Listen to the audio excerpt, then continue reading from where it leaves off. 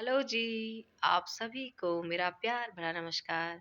जैसा कि आप सभी को पता है कि आज हमारे 2 नवरात्रे एक साथ हैं, माता ब्रह्मचारिणी का और माँ चंद्रघंटा का। तो हमारे आज 2 व्रत एक साथ हैं, दूसरा और तीसरा।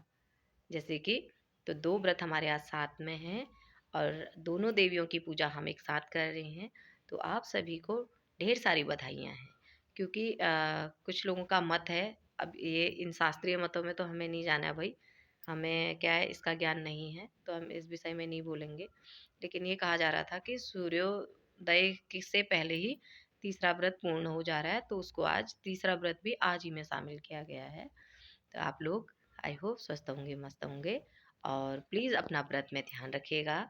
जिससे व्रत हो सकते हैं, कृपया वही व्रत करें और जिससे व्रत नहीं हो पा रहे हैं, वो उपवास का रखें या पंचमी रखें या फिर आपका ऐसे षष्ठी, सप्तमी ऐसे करके अपना आप व्रत का उद्यापन भी कर सकते हैं। और कई लोग ऐसे हैं कि जो व्रत नहीं रख पाते हैं, फर्स्ट और लास्ट करते हैं, फिर माता रानी का उद्यापन करके कन्या पूजन कर देते हैं। और कई लोग ऐसे होते हैं जो कलश स्थापना करते हैं, खाते हैं, सिंपल शाकाहारी खाते हैं, व्रत नहीं कर पाते हैं और फिर कन्या पूजन कर देते हैं। तो वो हमारी जो है क्षमता पे डिपेंड करता है, हमारे मन की क्षमता पे कि हमारा मन हमारा अच्छा होना चाहिए। और अगर हमारा मन अच्छा है ना तो भगवान हमें मिल जाएँगे। उसके लिए हमें भूखे रहने की ज़रूरत नहीं होती है। और ठीक है, जैसे हम लोगों की अपनी मान्यता है, अपनी हमारी क्षमता है, अगर वो कोई व्रत पूरे ले पा रहा है तो बहुत अच्छा है। मैं तो इवन माता रानी का आशीर्वाद मुझ पे बना रहता है कि मैं हमेशा व्रत पूरे करती हूँ 9 और दोनों व्रत करती हूँ मैं, चैत्र वाले भी, आश्विन वाले भी। तो मैं कहूँगी इस विषय में मुझे माता रानी का बहुत-बहुत आशीर्वाद है, बस यूँ ही बना रहे। और लेकिन मैं इसलिए बोल रही हूँ आप लोगों को, मेरी वीडियो में मुझे कहने का कोई अधिकार तो नहीं है, बट मैं इसलिए बोल रही हूँ कि कई लोग क्या है व्रत में मतलब वीकनेस आ जाती है उनको, किसी का बीपी लो हो जाता है, तो उनके हेल्थ के लिए ही मैं बोल रही हूँ।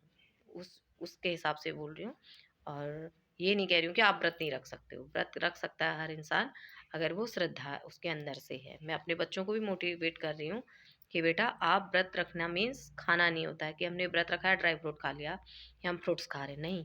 हमने एक कंट्रोलिंग पावर सीखनी कि हाँ, अगर हम भूख की स्थिति में हैं और हमें खाना नहीं मिल पाया, तो हम अपने आप को कैसे वहाँ पे मैनेज करेंगे।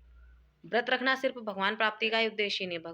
व्रत रखने से हमारा एक तो सिस्टम पेट का सही हो रहा है, दूसरा हम हमारे बच्चे को एक सिखा रहे हैं सिस्टम कि यार अगर कभी स्थिति ऐसी पड़ गई कि जहाँ आपको खाना नहीं मिल पाया, तो उस दिन आप क्या करोगे? आप कैसे अपने आप को मनाओगे? दिमाग तो कहेगा ना, पेट में भूख लगती है लेकिन दिमाग भी जोर डालता है, आज कुछ खाया नहीं, आज कुछ खाया नहीं। तो अध्यात्म का जो हम महत्व है, बहुत तगड़ा महत्व है भाई। आध्यात्म की तो हम क्या ही बात करें, हमारे सनातन की हम क्या ही बात करें।